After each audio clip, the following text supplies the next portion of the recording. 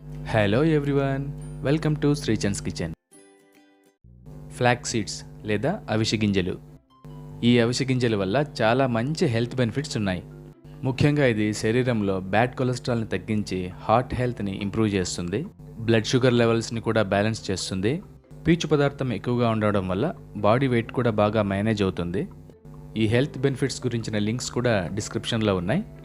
మరి ఇలాంటి అద్భుతమైన గుణాలున్న అవిసె గింజలతో ఒక చక్కటి కారపొడి తయారు చేసుకుందాం.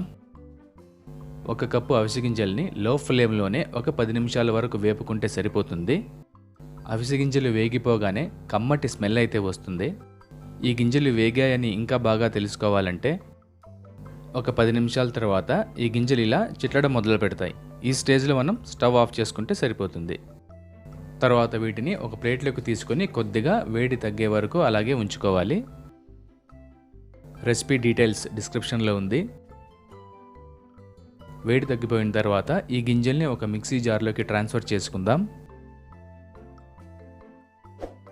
ఇందులోకి ఒక 2 టేబుల్ స్పూన్స్ రెడ్ చిల్లీ పౌడర్ని యాడ్ చేసుకుందాం. ఎండుమిర్చి వేసుకుంటే బరగ్గా వస్తుంది కాబట్టి పౌడర్ యాడ్ చేసుకుందాం. మీ రుచికి సరిపడా సాల్ట్ యాడ్ చేసుకోండి. తొక్క తీసేసిన వెల్లుల్లి రెబ్బలు 4 లేదా 5 యాడ్ చేసుకోండి.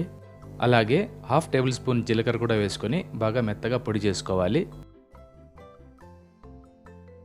ఈ విధంగా ఫైన్ పౌడర్ చేసుకుంటే సరిపోతుంది. చాలా ఈజీగా మనం 10 నుంచి 20 నిమిషాల్లో తయారు చేసుకోవచ్చు.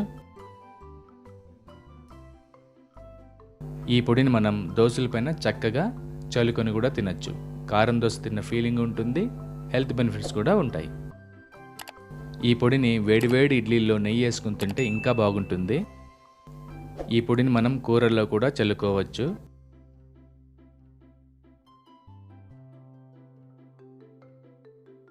ఈ పొడిని మనం వేడివేడి అన్నంలో కాస్త నెయ్యి వేసుకొని కూడా తీసుకోవచ్చు. ఇన్ని హెల్త్ బెనిఫిట్స్ ఉన్న అవిసె గింజల పొడిని మీరు కూడా తయారు చేయండి. ఎలా వచ్చిందో కమెంట్ చేయండి.